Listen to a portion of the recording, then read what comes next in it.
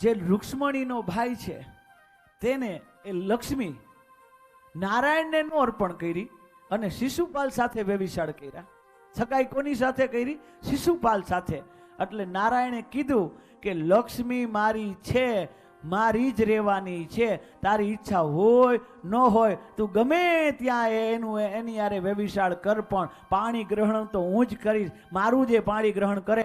એટલે તમે જો લક્ષ્મી શિશુ આ રૂક્ષ્મણીજીના ભાઈની જેમ તમે તમારી લક્ષ્મી ભગવાનને ને અર્પણ કરો અને અન્ય કોઈ ક્લબમાં, અન્ય કોઈ આમાં તમારી લક્ષ્મીને અર્પણ કરવા જાશો તોય ભગવાન લક્ષ્મી છે, નારાયણની જ છે.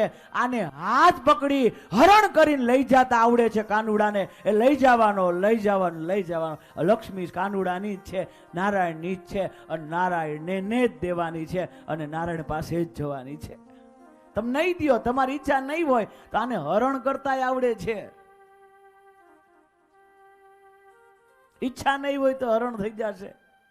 જો તમે દાન નહીં કરો, તમે કદાચ આ પિતાંબર ધારીને એ રૂપમાં દાન નહીં કરો, એને એ લક્ષ્મીને એને નહીં દો. દાન એટલે કેટલા પ્રકારના? ગાયોની સેવામાં વાપરવી જોઈએ લક્ષ્મી, વૃદ્ધોની સેવામાં વાપરવી જોઈએ લક્ષ્મી, બીમારોની જે દવાઓમાં વાપરવી જોઈએ લક્ષ્મી, ભૂખાને અન્ન આમાં પાછળ વપરાવી જોઈએ, એજ્યુકેશનના ફિલ્ડમાં લક્ષ્મી વાપરવી જોઈએ. આ બધા સદુપયોગ કરવા જોઈએ. એ ન કરીએ તો પછી પિતાંબર ધારીને લક્ષ્મી નો દઈ હગો.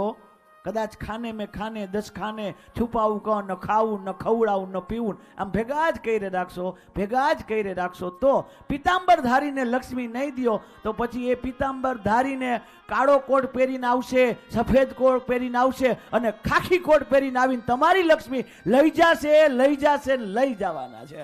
લક્ષ્મી આ રીતે પણ લઈ જાય. હવે કયા માર્ગમાં વાપરવું એની ઈચ્છા તમારી છે. કયા માર્ગમાં વાપરવું જોઈએ આપણી લક્ષ્મી, કઈ રીતે દેવી જોઈએ, બાકી એની છે એને જ દેવાની છે. એને રૂપ બદલતા આવે. ના જાને કિસ રૂપ મેં નારાયણ મિલ જાય. તો આ ભગવાને જે રૂક્ષ્મણી હરણ કર્યા એનો આધ્યાત્મિક આ છે.